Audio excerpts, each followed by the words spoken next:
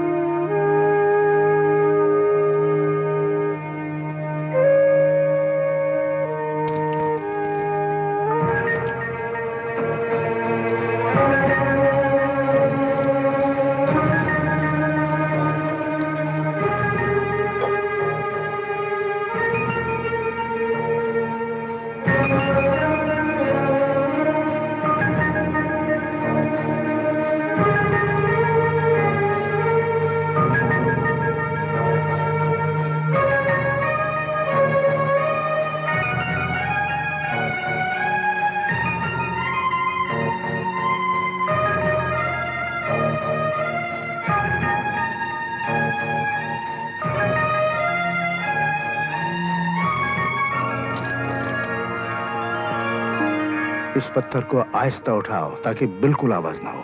क्यों? जरा सी भी आवाज होगी तो सारी पहाड़ी गूंज उठेगी और जलजला शुरू हो जाएगा। जलजला? संभल के, आहिस्ता।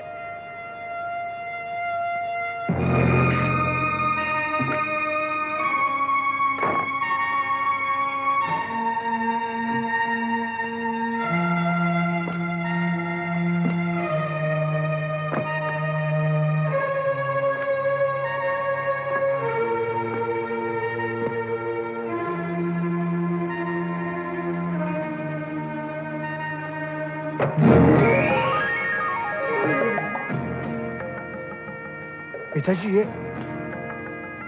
ये खोलो।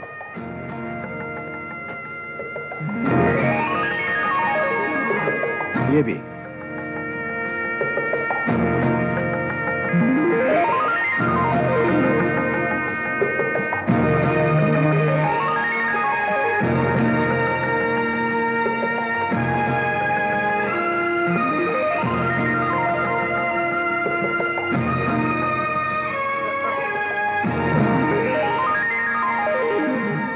हमारी पिछली 5 पीढ़ियों ने अपनी कमाई से इस दौलत को बढ़ाया ही है, इसमें से कभी कुछ निकाला नहीं।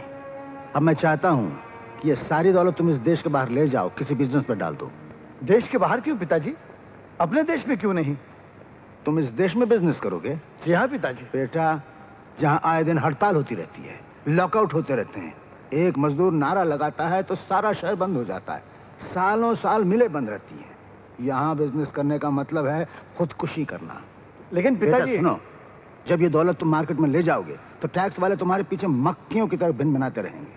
Property tax, wealth tax, estate duty tax, न जाने क्या क्या टैक्स लगते रहेंगे, और ये सारा खजाना सरकारी खजाने में चला जाएगा।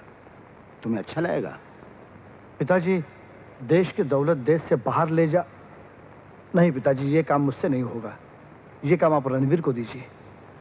नहीं रणवीर की आदत मैं अच्छी तरह जानता हूं। अय्याशी और जुए में ये 500 साल की जमा की दौलत 5 दिन में लौटा देगा।